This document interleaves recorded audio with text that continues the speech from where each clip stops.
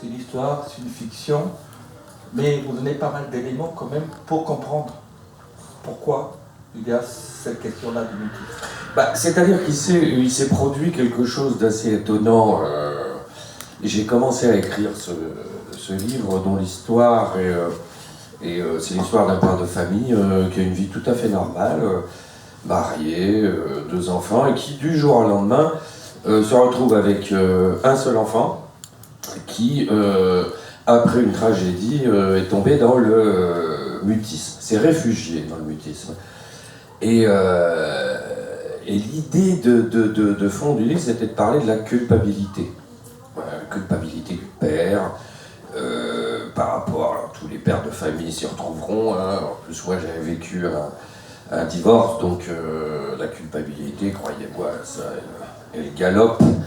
Et il se trouve que j'ai un petit dernier qui a maintenant 5 ans et demi. Et oui, c'est moi. Qui a 5 ans et demi et qui... Retrouvez l'auteur au forum de rencontre. Je vais laisser... Et donc ce petit dernier a été détecté autiste alors qu'il avait 2 ans et demi. Et j'étais en plein dans l'écriture de ce roman qui parlait donc de mutisme, d'un enfant qui se réfugie dans le silence. Et donc, mais vous n'y étiez pas bien. Ah non, mais le pire c'est que comme c'est un livre qui parle de culpabilité, je me suis de façon totalement absurde retrouvé en train de culpabiliser en me disant mais c'est moi qui ai créé cette situation, ce qui était complètement insensé, mais la culpabilité est insensée. Donc, et finalement l'histoire de ce père de famille dans ce roman qui part en mission, qui devient un chevalier, voilà, et sa quête c'est, on en parlera plus, mais c'est de faire parler son fils. Je me suis retrouvé moi-même dans la vraie vie. Je suis avec ma compagne, maintenant on est en mission. C'est un grand amour qui va découvrir parce qu'il s'aperçoit qu'en se retrouvant seul avec ce fils de 8 ans, il va se rendre compte très vite que finalement il ne le connaît pas beaucoup. Comme beaucoup de pères de famille qui bossent, qui sont là sans être là, et là, comme il est tout seul avec lui, en fait, il va se rendre compte qu'en fait, il ne sait pas ce que son fils aime, il ne sait pas le nom de ses copains, enfin, donc il va découvrir cet enfant aussi. Il va rattraper les temps perdus. Il va rattraper, à la recherche du temps perdu. Mais c'est intéressant ça, parce que dans la quête, parce qu'il y a une quête du père aussi, et la quête aussi de l'écrivain, du romancier, c'est écrire un roman sur les silences, sur le mutisme. Il faut les faire quand même. C'était, je m'en suis pas rendu compte heureusement d'ailleurs, quand je l'ai écrit, quand j'ai eu l'idée au départ, c'est que je me suis très vite retrouvé évidemment avec le personnage de l'enfant, Albert, qui ne parlait pas. Donc dans un roman, un personnage qui ne parle pas, je me suis vite rendu compte que c'était quand même un paquet d'emmerdes. Il faut trouver... Et donc il faut, alors qu'est-ce qu'il peut dire? Qu'est-ce qu'il aurait dit? Qu'est-ce que le père imagine qu'il dise? Qu'est-ce que moi, l'auteur, je pense que l'enfant a dans la tête? Parce que finalement, ni le père ni l'auteur ne savent et ne sauront jamais ce que cet enfant a dans la tête. Donc on peut faire que des projections. Et c'est une situation dans laquelle je me retrouve maintenant, dans la vie réelle, c'est-à-dire ce qui se passe dans le cerveau d'un enfant ou d'un adulte d'ailleurs. Personne ne pourra jamais savoir exactement. Et moi, qui ai toujours été fan absolu des auteurs russes, qui mieux qu'eux rentrait dans le cerveau des personnages.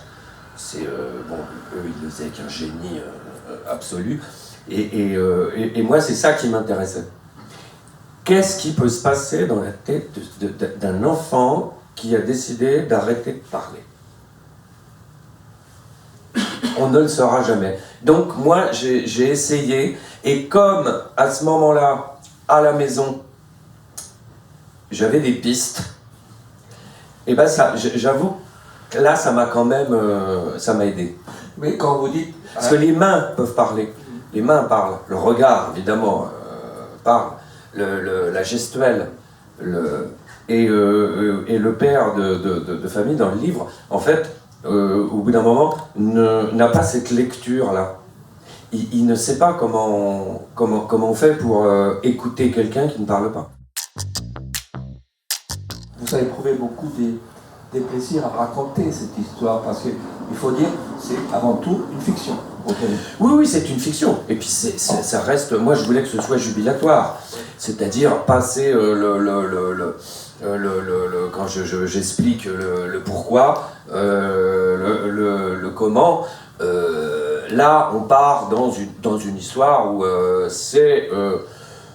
Il y a des passages même qui sont loufoques. Oui, vraiment, on y va là. Parce que tous ces personnages, pas que le père de famille, ils ont quitté la rampe à un moment, et ils se retrouvent ensemble. Donc vous imaginez une bande de personnes qui sont encore dans la réalité, parce qu'ils sont avec nous, mais qui l'ont beaucoup quitté, se réunissent, donc ça donne des choses... C'est un peu Capra, La vie est belle. Oui, et puis moi j'aime bien, j'adore les films. Oui, vous vous rappelez, oui. Il part tout seul, mais là ils sont deux, mais voilà. Oui, j'aime bien les films de Fellini, moi, où tout d'un coup, on part, on part. Et en fait, ils ont raison. Ils ont eu raison de partir. Ils ont eu raison de quitter le réel. Ils ont eu raison d'inventer une autre réalité. D'ailleurs, c'est ce qu'on devrait faire en ce moment. La réalité est tellement moche qu'on devrait en inventer une autre. Et d'ailleurs aussi la question qui se pose aussi en filigrane, de quelle manière peut-on se reconstruire après une perte? Ça, c'est après la culpabilité, le thème principal, ça reste avant tout un livre. Alors, les gens qui me connaissent bien, quand je vais dire ça, ils vont dire oh, mon Dieu. Mais c'est le livre d'un optimiste forcené. C'est-à-dire vraiment, si ce père de famille se sort de cette situation, mais le monde est sauvé. On peut. Il n'y a pas de fatalité. Et ce père de famille va lutter contre la fatalité. Et il va gagner. Et d'une famille détruite, atomisée, il va finalement arriver à recomposer une famille totalement hétéroclite, mais une famille. Et vous êtes heureux d'avoir écrit un roman aussi. Ah mais je suis... c'est même plus qu'heureux. Moi je suis fier. Je suis fier parce que c'est... je voulais... j'avais tellement longtemps que je le voulais que je suis... Mais la première fois où j'ai vu le livre, mais j'ai failli jeter, quoi. C'était... Je me suis dit, ça y est, je le tiens, je le touche. Voilà. Il y a des gens qui vont le tenir, qui vont le toucher aussi. Et c'est... pour moi, c'était... là, vraiment, je suis redevenu un gamin, totalement. Moi, j'espère que je vais créer chez le lecteur ce qui, moi, quand je lis un roman, me procure un énorme plaisir. C'est-à-dire vraiment rentrer dans l'histoire. Être là avec les personnages. Vivre avec eux. Être un personnage à côté. Celui qui n'est pas dans l'histoire, mais... qui est là. Et si j'arrive à faire ça, voilà.